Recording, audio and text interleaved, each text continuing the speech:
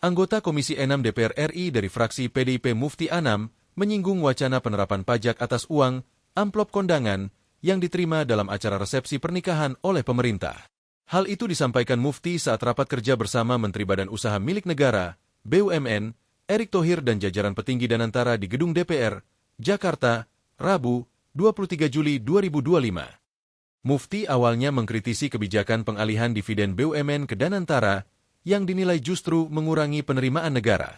Menurut dia, kebijakan itu akhirnya memaksa Kementerian Keuangan mencari cara lain untuk menambal defisit. Salah satunya dengan menerapkan berbagai kebijakan pajak yang dinilai memberatkan masyarakat. Padahal pengalihan dividen Danantara dampaknya sangat jelas. Negara hari ini kehilangan pemasukan. Nah, Kementerian Keuangan hari ini harus memutar otak bagaimana harus menambal defisit.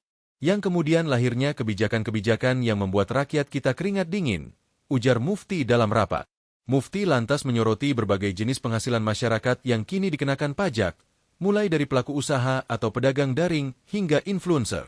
Bagaimana Pak Rosan lihat bahwa rakyat kita hari ini mereka jualan online di Shopee, di TikTok, di Tokopedia dipajaki, Pak? Bagaimana mereka?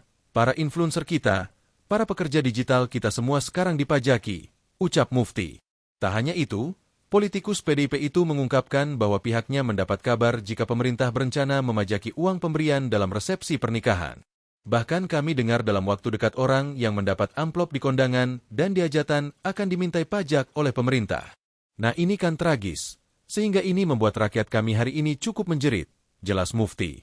Menurut Mufti, kebijakan pajak yang muncul belakangan ini membuat banyak pelaku UMKM dan anak-anak muda yang berjualan secara daring menjadi ragu untuk melanjutkan usahanya.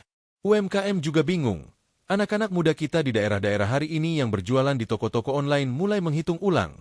Pak, maka ini adalah bagian dari dampaknya. Apa sumber utama penerimaan negara yang hilang karena dividen hari ini diberikan kepada Danantara? Ungkapnya. Mufti pun mempertanyakan jaminan bahwa Danantara bisa mengelola dana negara secara lebih baik dibanding langsung dikelola oleh Kementerian Keuangan. Pertanyaannya, kalau memang dividen BUMN diserahkan ke Danantara, maka pertanyaan saya adalah apa jaminan bahwa Danantara bisa mengelola uang lebih baik dibanding dikelola Kementerian Keuangan daripada dikelola negara, pungkasnya. Nah, Kementerian Keuangan hari ini harus memutar otak untuk bagaimana menambal defisit. Yang kemudian maka lahirlah kebijakan-kebijakan yang membuat rakyat kita hari ini keringat dingin. Bagaimana Pak Rosan melihat bahwa rakyat kita hari ini mereka jualan online di Shopee, di TikTok, di Tokopedia dipajaki, Pak.